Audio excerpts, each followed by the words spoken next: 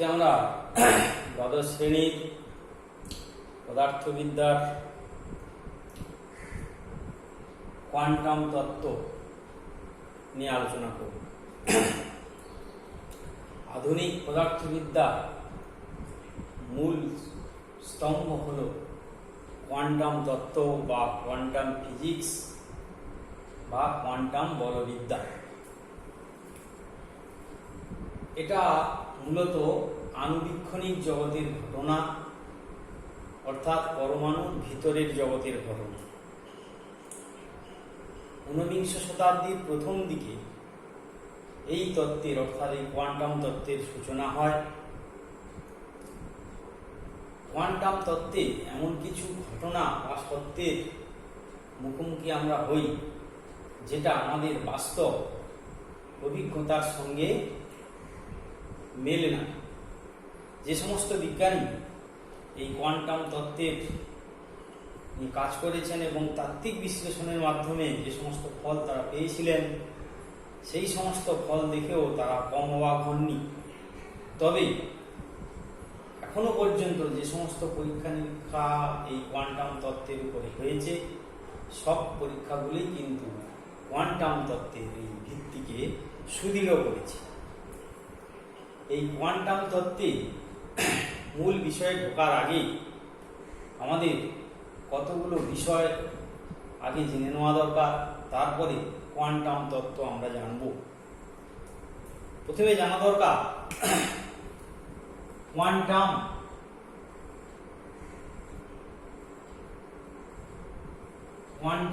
ও quantized রাশি।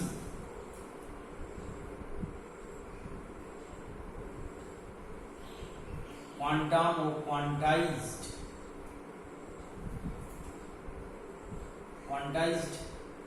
রাশি। Quantum ও quantized রাশি যেমন আমাদের বাস্তব জীবনে, দৈনন্দিন জীবনে কিছু কিছু রাশির সম্মুখীন আমরা হই, যেটা হলো যে একটা মূল প্রাথমিক মানের সরল গুণিতক। কিছু কিছু রাশির সম্মুখীন আমরা হই যেটা কোনো একটা মূল বা প্রাথমিক মানের সরল গুণিতক। যেমন আমাদের ভারতীয় অর্থনীতিতে সবচেয়ে কম যে পয়সাটা একজনকে দেওয়া যেতে পারে সেটা হলো 1 টাকা। কাউকে যদি 10 টাকা বলি, 10 টাকা দেওয়া হয়, অর্থাৎ 1 টাকার 10 গুণ। 1 টাকার কম কাউকে দেওয়া যাবে না। ভারতীয় অর্থনীতিতে 1 টাকা হলো কারেন্সির সবচেয়ে ন্যূনতম মূল্য। 1 টাকা, 1 টাকার কম কাউকে দেওয়া যাবে না। কেউ যদি বলে আমি 1.5 টাকা কাউকে দেবো, সে দিতে পারবে না। কেন? 1 টাকাই হচ্ছে সবচেয়ে কম। এই 1 টাকাটাকে বলা হচ্ছে কোয়ান্টাম। আর 10 টাকা বা 1 টাকার গুণিতক যে সমস্ত রাশিগুলো যত টাকাই আসবে সেটা হচ্ছে 1 টাকার সরল গুণিতক, সেগুলোকে বলা হচ্ছে কোয়ান্টাইজড রাশি।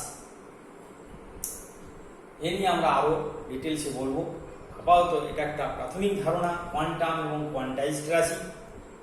অর্থাৎ 1 টাকাটা হলো কোয়ান্টাম, আর 1 টাকার সরল গুণিতক যে কোনো টাকা নিলে সেটাকে বলা হচ্ছে কোয়ান্টাইজড রাশি। 1900 খ্রিস্টাব্দে বিজ্ঞানী ম্যাক্স প্ল্যাঙ্ক এই কোয়ান্টাম তত্ত্বের সূচনা করেন। 1900 খ্রিস্টাব্দে বিজ্ঞানী ম্যাক্স প্ল্যাঙ্ক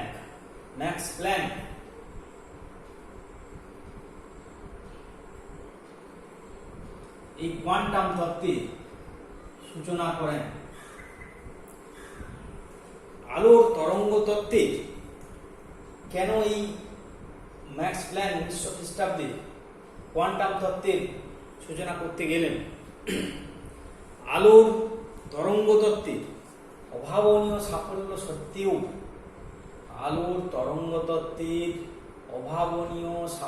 সত্ত্বেও, আলোক তড়িৎ ক্রিয়া,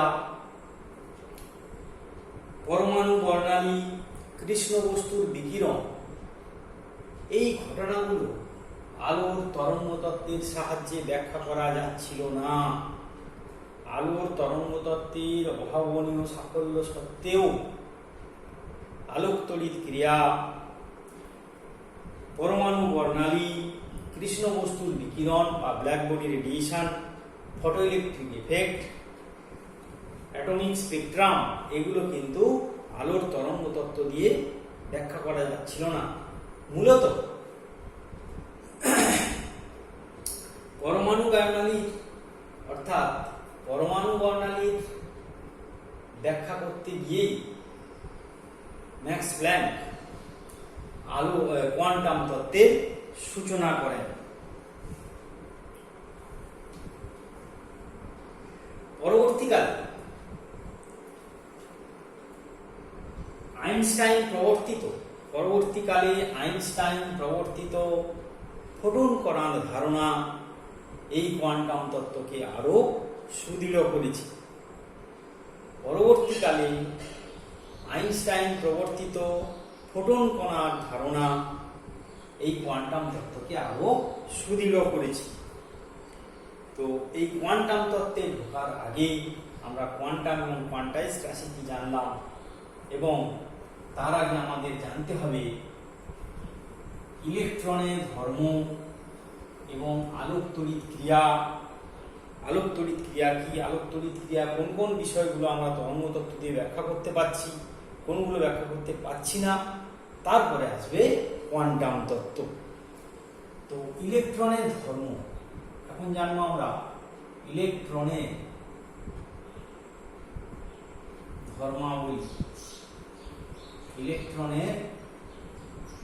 ধর্মাবলী, এক নম্বর,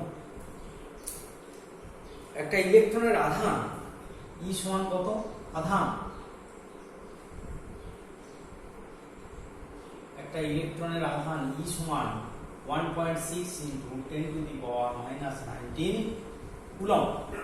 একটা ইলেকট্রনের আধান হলো 1.6 × 10⁻⁻⁹ কুলম্ব অথবা 4.8 × 10⁻⁻10 ESU, ইলেকট্রোস্ট্যাটিক ইউনিট। এবার এই কোয়ান্টাম এবং কোয়ান্টাইজড রাশি এই ইলেকট্রনিক আধান থেকেও আমরা সেটাকে ব্যাখ্যা করতে পারব।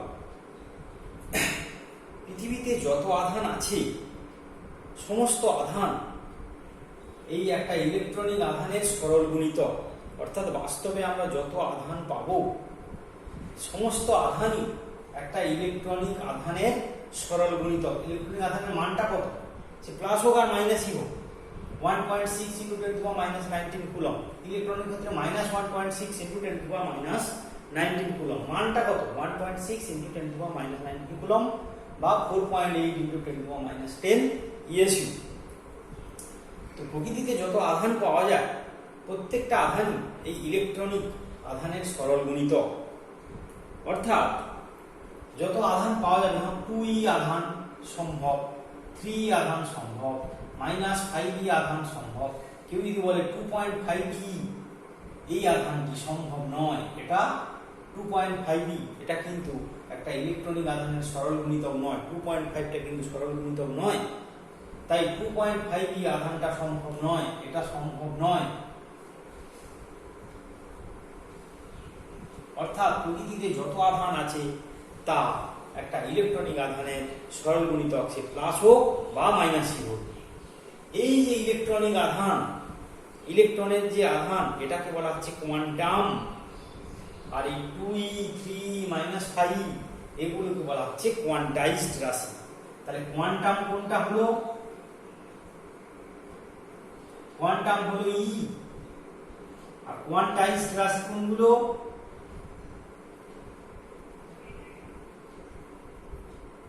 কোয়ান্টাইজড রাশি কোনগুলো? 2e, 3e, -5e ইত্যাদি।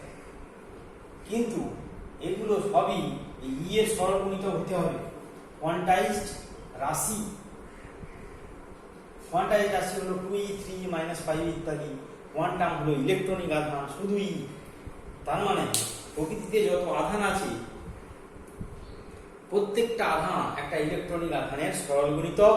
এই ইলেকট্রনিক আধানটাকে বলা হয় কোয়ান্টাম, এবং কোয়ান্টাইজ রাশি হলো 2e 3 - 5e ইত্যাদি। এবার হচ্ছে 2 নম্বর হচ্ছে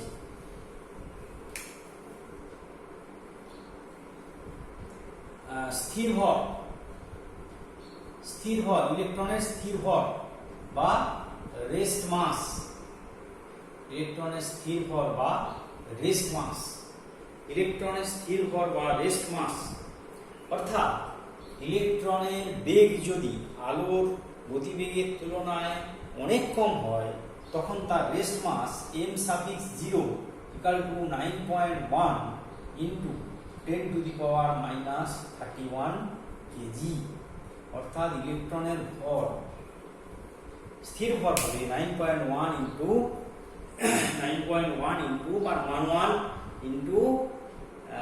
10⁻31 কেজি যদি ইলেকট্রনের বেগটা আলোর গতিবেগের অনেক কম হয়।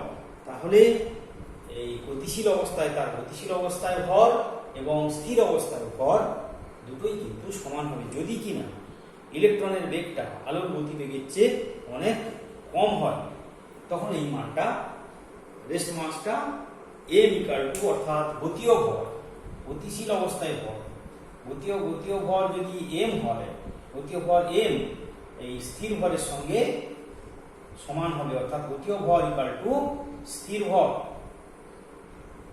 স্থির ভর কখন না ইলেকট্রনের বেগটা আলোর গতিবেগের চেয়ে অনেক কম হলে। এবার হচ্ছে 3 নম্বর ইলেকট্রনের গতিশক্তি। ইলেকট্রনের গতিশক্তি। ইলেকট্রনের গতিশক্তি একটা ইলেকট্রন যখন কোনো ধনাত্মক আধানগ্রস্ত বস্তুর দিকে যায়, তখন তার বেগ বাড়তে থাকে। আবার যদি ঋণাত্মক আধানগ্রস্ত বস্তুর দিকে যায়, তখন তার বেগ কমতে থাকে। তার মানে একটা ইলেকট্রন যখন 1 ভোল্ট বিভব পার্থক্যের মধ্য দিয়ে ইলেকট্রনের গতিশক্তি মাপা হয় ইলেকট্রন ভোল্ট এককে। ইলেকট্রন ইভি ইলেকট্রন ভোল্ট এককে। ইলেকট্রন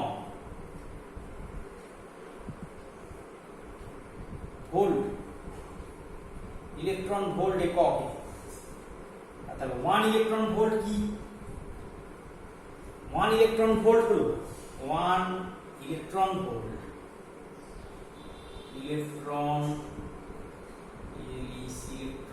ভোল্ট বা 1 ইভি কাকে বলে? একটা electron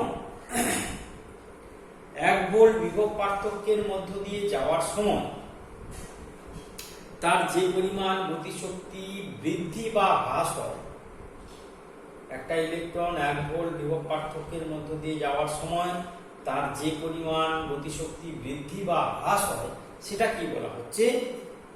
1 electron volt. 1 electron volt সমান একটা ইলেকট্রনিক আধান 1e × 1 ভোল্ট সমান কত? 1.6 × 10⁻⁻19 কুলম্ব। আর 1 ভোল্ট সমান কত? 1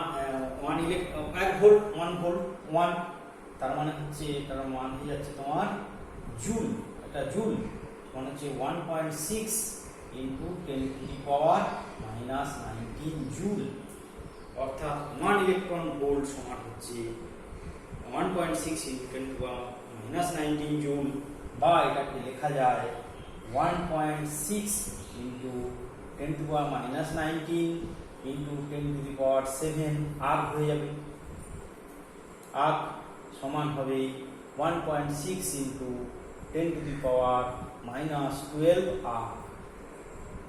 1.6 × 10⁻⁻12 আর্ক। 1.6 × 10⁻⁻12 আর্ক। এবার এই ইলেকট্রন ভোল্ট এককটা আমরা পরমাণু বিজ্ঞানে ব্যবহার করি, অন্য কোথাও ব্যবহার করা হয় না। এই ইলেকট্রন ভোল্ট এককটা খুবই ছোট একক, জুল বা আর্গের তুলনায় এটা খুবই ছোট। এটা মূলত পরমাণু বিজ্ঞানে ব্যবহৃত হয়। আর 1 keV 1 kilo electron volt 10⁻³ eV এবং 1 MeV মিলিয়ন ইলেকট্রন ভোল্ট সমান 10⁻6 eV।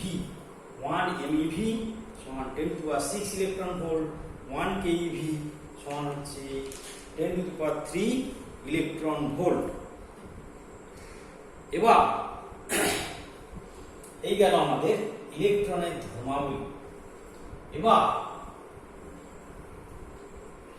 হার্জ এবং সমসাময়িক বিজ্ঞানীরা তখন 1887, 1900 এইরকম সালের কাছাকাছি হার্জ এবং বিভিন্ন বিজ্ঞানীরা লক্ষ্য করেন যে একটা ধাতব পৃষ্ঠের উপর যদি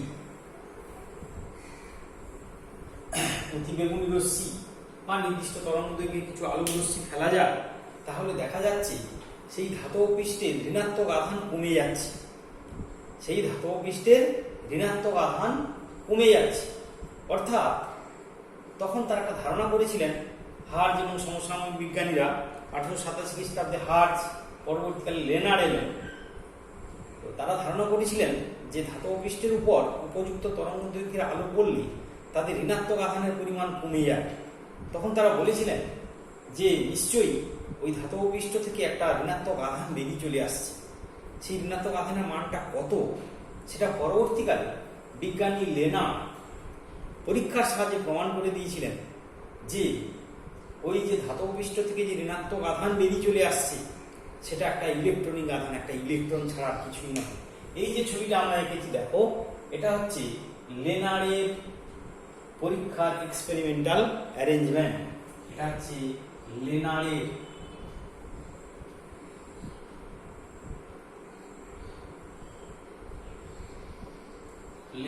পরীক্ষা।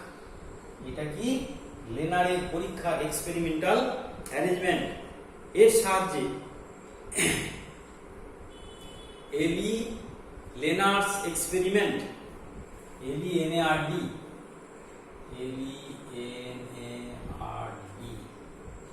এক্সপেরিমেন্ট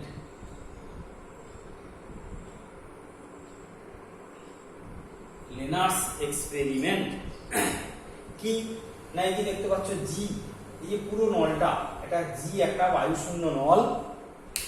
এই নলের মধ্যে একটা ক্যাথোড প্লেট আছে, একটা অ্যানোড প্লেট আছে এবং সেই অ্যানোড প্লেটের মাঝখানে ছিদ্র করা আছে।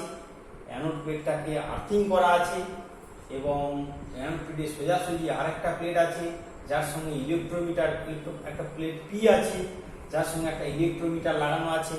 তার সাহায্যে আমরা তড়িৎ প্রবাহ মাপতে পারি।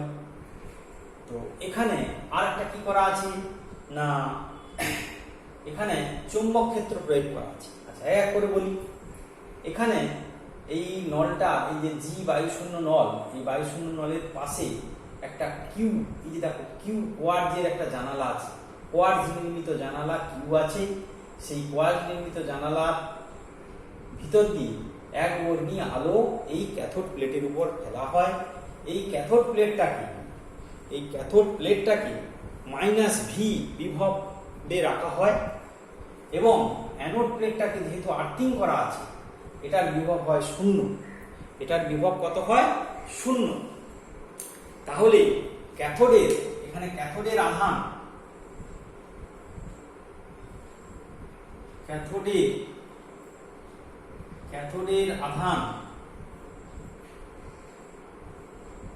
তো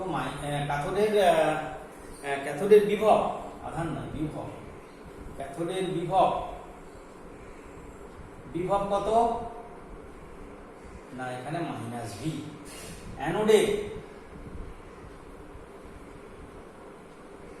অ্যানোডের বিভব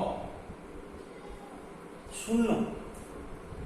তাহলে জি হলো একটা বায়ুশূন্য কাঁচের নল, তার মধ্যে একটা ক্যাথোড প্লেট, একটা কেন্দ্রে ছিদ্রযুক্ত আর্থিং করা একটা অ্যানোড প্লেট, তার সরাসরি আরেকটা প্লেট আছে যার সঙ্গে ইলেকট্রোমিটার যোগ করা আছে এবং আর পি এর পাশে আরেকটা ডি প্লেট আছে, সেটার সঙ্গে একটা ইলেকট্রোমিটার যোগ করা আছে।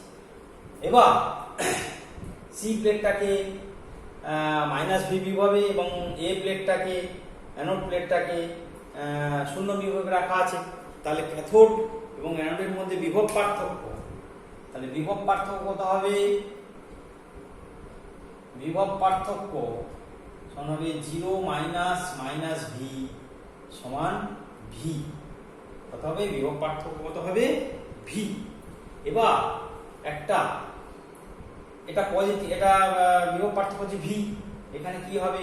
এখানে উপযুক্ত তরঙ্গ দৈর্ঘ্যের আলো ফেললে দেখা যাচ্ছে ঋণাত্মক আধান কমে যাচ্ছিল, তাহলে অতিবেগুনি রশ্মি যদি এখানে ফেলা যায় এই সি প্লেটের উপরে, তাহলে এখান থেকে কি হবে? ধরা গেল যে এই ক্যাথোড প্লেট থেকে যে ঋণাত্মক আধানটা বেরোবে তার আধান কণাটির নির্গত কণাটির আধান ধরে নিলাম মাইনাস কিউ। আধান কত তো জানি না, সেই আধানটা ধরা ঋণাত্মক আধান যেহেতু কমে যাচ্ছে তো ধরে নিলাম মাইনাস কিউ আধান যুক্ত একটা পার্টিকেল বেরিয়ে গেছে, যার ভর মনে করো কণাটির ভর সমান ধরা হলো এম। কণাটির ভর এম আর ক্যাথোড থেকে নির্গত কণাটির আধান মনে করো কিউ।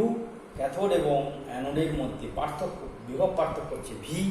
তাহলে যে কণাটা বেরোবে তার গতিশক্তি কত না, সেই কণাটা বেরিয়ে সোজা এই ছিদ্রযুক্ত অ্যানোডের ভিতর দিয়ে সোজা গিয়ে পি প্লেটে আসবে, তখন পি প্লেটে ইলেকট্রোমিটার যোগ করা আছে, ইলেকট্রোমিটারে তড়িৎ প্রবাহ আসছে সেটা বোঝা যাবে।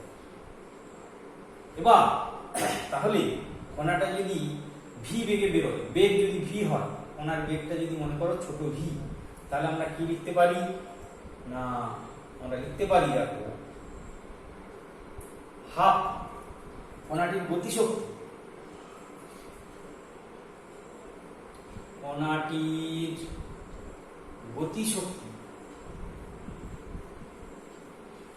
গতিশক্তি half M V square equal to কত হবে না Q into V.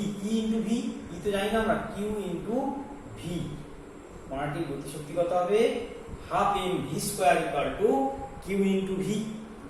Q V বিভব পার্থক্য করতে গিয়ে তার যে গতিশক্তি বৃদ্ধি বা হ্রাস হয়, একক আধান গেলে 1 ইভি, তাহলে কিউ আধান গেলে কত হবে? Q V. ই আধান গেলে ইভি কাজ করতে হয়, তাহলে কিউ আধান গেলে কতটা গতিশক্তি হ্রাস বা বৃদ্ধি হবে? Q V. তাহলে half M V square equal to হলো কিউ ভি। এবার এই প্লেটেই আধানটা যাচ্ছিল এবং প্লেটে যাওয়ার জন্য ইলেকট্রোমিটারের সাহায্যে আমরা এই প্লেটে কারেন্ট পাচ্ছি। এবার এই এক্সপেরিমেন্টাল অ্যারেঞ্জমেন্টের উপরে বোর্ডের তলের উপর লম্ব একটা চৌম্বক ক্ষেত্র বি দিয়ে ক্রস দিয়েছি। তার মানে কি? চৌম্বক ক্ষেত্রটা বোর্ডের তলের উপর লম্ব কিন্তু নিচের দিকে। তাহলে ফ্লেমিংয়ের বাম হস্ত নিয়ম অনুসারে কি হবে না, ফ্লেমিংয়ের বাম হস্ত নিয়ম অনুসারে তর্জনী যদি চৌম্বক ক্ষেত্র দিক অভিমুখ করে আর মধ্যমা যদি আহিত কণার বেগের অভিমুখ নির্দেশ করে, তাহলে বৃদ্ধাঙ্গুষ্ঠ যেদিকে থাকবে সেদিকেই হবে আহিত কণার গতির অভিমুখ, বা সেই দিকেই চৌম্বক বল ক্রিয়া করবে। অর্থাৎ তর্জনী চৌম্বক ক্ষেত্রের অভিমুখ, মধ্যমা আহিত কণার গতির অভিমুখ নির্দেশ করলে বৃদ্ধাঙ্গুষ্ঠ যেদিকে থাকবে সেদিকেই চৌম্বক বল ক্রিয়া করবে। তাহলে এখানে যদি বোর্ডের তলের উপর বি চৌম্বক ক্ষেত্র পারপেন্ডিকুলার বাইরের দিকে প্রয়োগ করা হয়, নিচের দিকে প্রয়োগ করা হয়, তাহলে দেখো কণাটা এই যে নীল রেখা বরাবর অ্যারো চিহ্ন দিয়ে একটা বৃত্তাকার পথে বাঁক নিয়ে এই ডি প্লেটে আসবে এবং ডি প্লেটে একটা ইলেকট্রোমিটার লাগানো আছে, সেখানে একটা তড়িৎ প্রবাহের সৃষ্টি হবে। ভালো করে বুঝো। এখান থেকে ক্যাথোড থেকে কিউ আধানযুক্ত কণাটা বেরোলো, মাইনাস কিউ আধানযুক্ত, বেরিয়ে ও চৌম্বক ক্ষেত্রের মধ্যে পড়ে যাবে। চৌম্বক ক্ষেত্র তার গতির অভিমুখের সঙ্গে লম্ব, ও যাচ্ছে এই দিকটা, চৌম্বক ক্ষেত্র বোর্ডের তলের উপর লম্ব। তাহলে ফ্লেমিংয়ের বাম হস্ত নিয়ম অনুসারে তার গতিটা হবে এই অ্যারো চিহ্নিত নীল রেখা সবুজ রেখা দ্বারা, অ্যারো চিহ্নিত সবুজ রেখা এই আর ব্যাসার্ধের বৃত্তপথে বেঁকে যাবে। তাহলে আমরা সেখান থেকে লিখতে পারি, তাহলে কণাটির উপর ক্রিয়াশীল চুম্বক বল কত হবে? F equal to minus Q V cross B। মান কত হবে? চৌম্বক বল এটা, চৌম্বক বলের মান, চৌম্বক বলের মান শুধু এর সমান কত হবে Q V B, Q V B sine 90 degree সমান কিউ ভি বি। চৌম্বক বলের মান কত হবে কিউ ভি বি 90 ডিগ্রি, বেগটা এইদিকে, ভিটা এইদিকে, চৌম্বক বল নিচের দিকে, তাহলে বেগ এবং চৌম্বক ক্ষেত্রের মধ্যে কোণ হচ্ছে 90 ডিগ্রি, তাহলে ভি ক্রস বি সমান হবে ভি বি সাইন 90 ডিগ্রি সমান কিউ ভি বি। তাহলে এই যে কিউ ভি বি বলটা কি সাপ্লাই করবে না, এই বৃত্তপথে ঘোরার জন্য অভিকেন্দ্র বল সাপ্লাই করবে, অর্থাৎ অভিকেন্দ্র বল M V square by R সমান আমরা কি লিখতে পারি M V square by R সমান হবে Q V B, M V square by R equal to Q V B. সেখান থেকে আমরা লিখতে পারি, এটা 1 নম্বর সমীকরণ দিয়ে দাও, এটা হচ্ছে 1 নম্বর সমীকরণ। আর এখান থেকে পাবো কিউ বাই এম, কিউ ভাগ এম, ভি একটা কেটে যাবে, কিউ ভাগ এম ইকুয়াল টু হবে V by B R equal to ছোট V by B into R, ছোট V by B into R. তাহলে এখান থেকে আমরা লিখতে পারি তাহলে কিউ ভাগ এম, একটা ভি কেটে গেল, ভি বাই কিউ ভি কেটে গেল, ভি বাই বি আর। তাহলে অতএব এখান থেকে আমরা লিখতে পারি কিউ বাই এম এর হোল স্কোয়ার সমান কত হবে V square by B square R square, Q by M এর whole square equal to V square by B square R square. এটাকে আমরা 2 নম্বর সমীকরণ দিলাম। পরের স্টেপে আমরা লিখছি 2 নম্বর ভাগ 1, 2 নম্বর সমীকরণকে 1 নম্বর সমীকরণ দিয়ে ভাগ করে কি পাই, এই 2 নম্বর সমীকরণটাকে 1 নম্বর দিয়ে ভাগ করো, তাহলে হবে কত 2 নম্বর সমীকরণটাকে 1 নম্বর সমীকরণ দিয়ে ভাগ করে দিলাম। এখান থেকে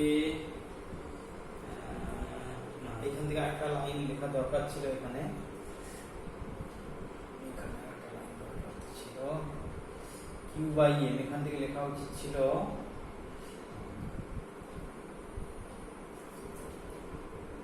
half M V square equal to Q into V, সেখান থেকে লেখার দরকার ছিল Q by M, Q by M, Q by M সমান কত হবে V square by 2b, V square by 2v, V square by 2v। এইটা হচ্ছে 1 নম্বর সমীকরণ, V square by 2v, half M V square Q V ছিল, তাহলে Q by M equal V square by 2v। তারপর চৌম্বক বলের হচ্ছে এইটা, তার মানটা হলো এটা, তাহলে সেই চৌম্বক বলটা ওই আর ব্যাসার্ধের বৃত্তপথে ঘোরার জন্য অভিকেন্দ্র বল সাপ্লাই করবে, যোগান দেবে M V square by R equal to Q ভিভি। সেখান থেকে পেলাম Q by M equal to V by Q ভাগ M equal to V by B R, তাহলে কিউ বাই এম এর whole square equal to V square by B square R square. বা 2 নম্বরকে 1 নম্বর সমীকরণ দিয়ে ভাগ করলে পাই কি পাই না Q by M, Q by M একটা কেটে যাবে,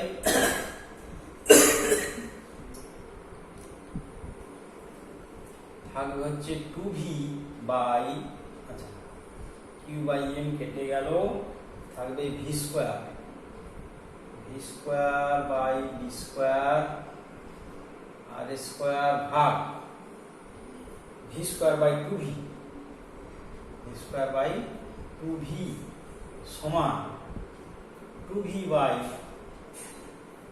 বি স্কোয়ার আর স্কোয়ার, অর্থাৎ কিউ বাই এম, সমান হলো 2v by B square R square, Q by M equal to 2v by B square R square. এই যে বিভবটা প্রয়োগ করা হয়েছে, বিভব, চৌম্বক ক্ষেত্র এবং ব্যাসার্ধের মান, যদি বসিয়ে দেওয়া হয় তাহলে এখান থেকে মানটা আসে 1.76 into 10 to the power minus 11, 10 to the power minus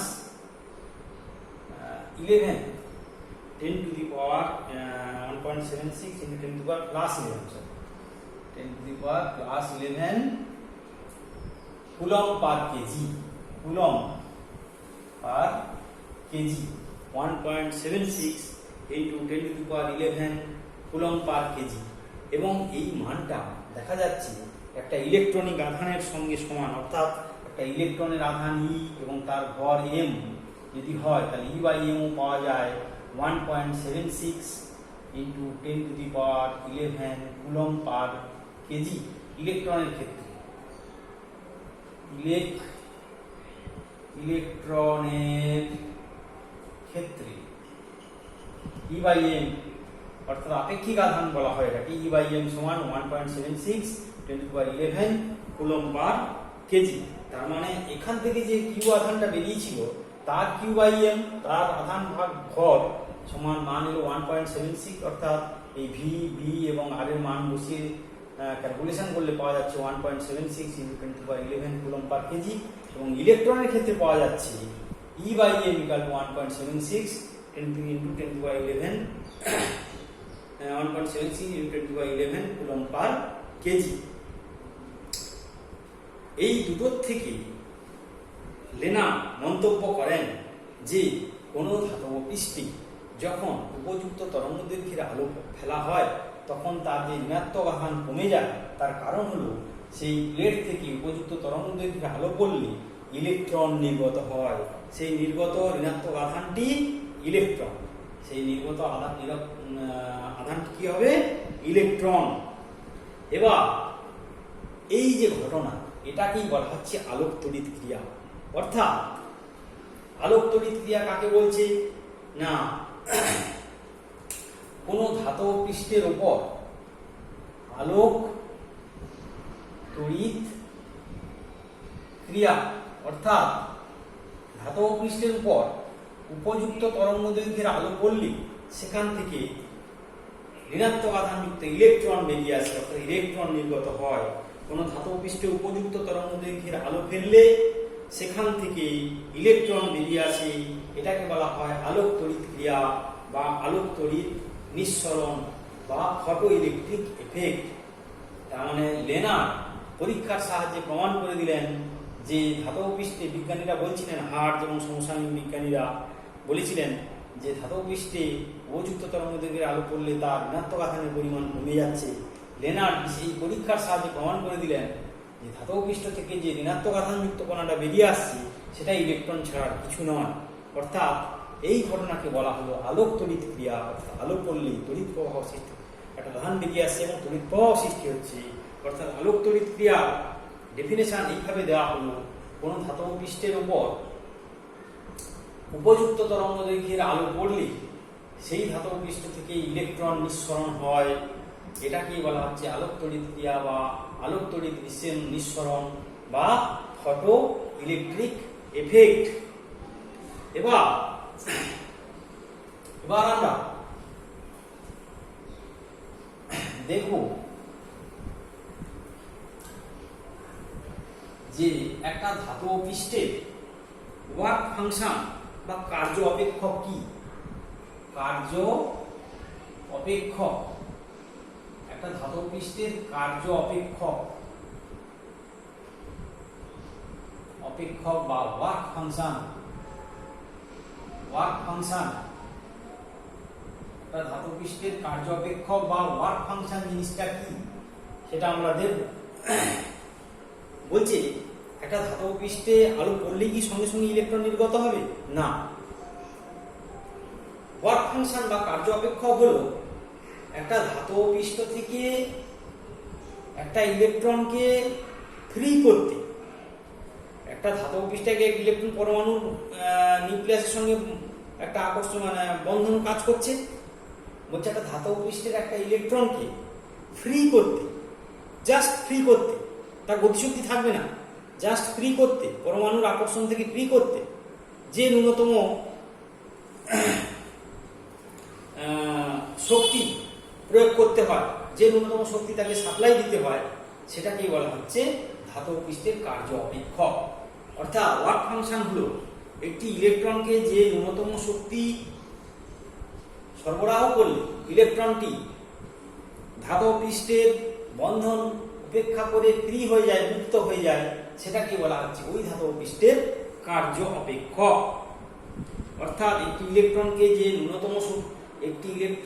ন্যূনতম শক্তি অর্জন করলে ধাতব পৃষ্ঠ অতিক্রম করে বেরিয়ে আসতে পারে, তাকেই বলা হচ্ছে ওই ধাতব পৃষ্ঠের কার্য অপেক্ষক। তার মানে বাইরের থেকে ওই শক্তিটা তাকে দিতে হবে, যে ন্যূনতম শক্তি অর্জন করলে। তাহলে ওই শক্তিটা যদি ইলেকট্রনকে সাপ্লাই করা হয়, তাহলে কি হবে না, ইলেকট্রনটা ধাতব পৃষ্ঠের পরমাণু বন্ধন থেকে ফ্রি হয়ে যাবে।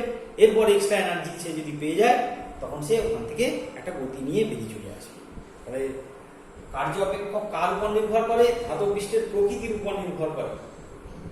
ধাতব পৃষ্ঠের প্রকৃতির উপর নির্ভর করে, ধাতব পৃষ্ঠের তাপমাত্রার উপর নির্ভর করে না, ধাতব পৃষ্ঠের প্রকৃতির উপর নির্ভর করে। অর্থাৎ ওয়ার্ক ফাংশন হলো একটি ইলেকট্রন যে ন্যূনতম শক্তি অর্জন করলে ধাতব পৃষ্ঠ থেকে বেরিয়ে আসতে পারে বা ধাতব পৃষ্ঠ অতিক্রম করে মুক্ত হতে পারে, সেইটাকে বলা হচ্ছে তার ওয়ার্ক ফাংশন। এবং ওয়ার্ক ফাংশনের এককও কিন্তু সেই ইলেকট্রন ভোল্ট দিয়েই মাপা হয়। ইলেকট্রন ভোল্ট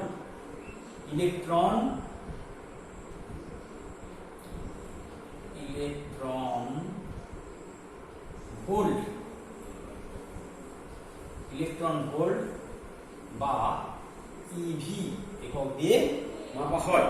অর্থাৎ ধাতব পৃষ্ঠের কার্য অপেক্ষকটাকেও মাপা হয় ইলেকট্রন ভোল্ট। এই কার্য অপেক্ষকের মান নির্ভর করে ধাতব পৃষ্ঠের প্রকৃতির উপর, ধাতব পৃষ্ঠটা কোন প্রকৃতির তার উপর নির্ভর করে।